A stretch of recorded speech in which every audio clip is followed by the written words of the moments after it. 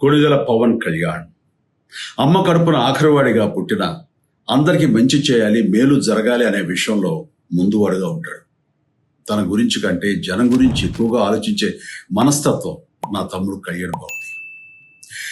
ఎవరైనా అధికారంలోకి వచ్చాక ప్రజలకు ఏదైనా చేయాలనుకుంటారు. కానీ కళ్యాణ్ తన సొంత సంపాదనని కౌలు రైతులు కన్నీళ్లు తుడిచేందుకు ఖర్చు పెట్టడం, సరిహద్దు దగ్గర ప్రాణాలొడ్డి పోరాడే జవాన్ కోసం పెద్ద మొత్తం అందివ్వటం, అలాగే మత్స్యకారులు ఇంకా ఎందరికో తాను చేసిన సహాయం చూస్తుంటే ఇలాంటి నాయకుడు కదా జనానికి కావాల్సింది అనిపిస్తుంది. ఒక రకంగా చెప్పాలంటే సినిమాలోకి తను బలవంతంగా వచ్చాడు, రాజకీయాల్లో మాత్రం ఇష్టంతోనే వచ్చాడు. ఏ తల్లికైనా తన కొడుకు కష్టపడుతుంటే గుండె తరుక్కుపోతుంది. అలాగే ఏ అన్నకైనా తన తమ్ముడు అనవసరంగా మాటలు పడుతుంటే బాధ వేస్తుంది. అలా బాధపడుతున్న నా తల్లికి ఈ అన్నయ్యగా ఒక మాట చెప్పాను.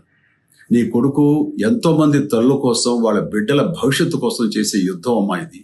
మన బాధ కంటే అది ఎంతో గొప్పది అన్నాను. అన్యాయాన్ని ఎదిరించకుండా మౌనంగా ఉండే మంచివాళ్ళ వల్లనే ప్రజాస్వామ్యం మరింత నష్టం అని నమ్మి జనం కోసం జన సైనికుడు అయ్యాడు. తాను బలంగా నమ్మిన సిద్ధాంతం కోసం తన జీవితం రాజకీయాల్లోకి అంకితం చేసిన శక్తిశాలి పవన్ కళ్యాణ్.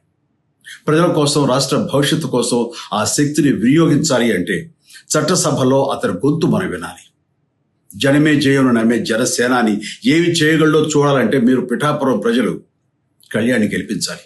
మీకు సేవకుడుగా, సైనికుడుగా అండగా నిలబడతాడు. మీకోసం ఏమైనా సరే కలబడతాడు, మీ కళ నిజం చేస్తాడు. పిఠాపురం వాస్తవ్యులకు మీ చిరంజీవి విన్నపం, గాజు గ్లాసు గుర్తుకి మీ ఓటు వేసి పవన్ కళ్యాణ్ని గెలిపించాలి. జగనన్నను పొగుడుతున్నారు అంటే, జగనన్న మీద పూర్తి నమ్మకం పెట్టుకున్నారు అంటే, జగనన్న చూపించే విధానం, జగనన్న పరిపాలించే విధానం, పేదవాడికి ఇచ్చే గౌరవం, పేదరికానికి ఇచ్చే గౌరవం, గ్రామాల్లో మంచినీటి సౌకర్యమైన, బడుల నిర్మాణమైన, సచివాలయ నిర్మాణమైన, ఆర్బీకే నిర్మాణమైన ఏదైనా సరే జగన్ వల్లే సాధ్యమని చెప్పే విధంగా మనం చేసి చూపి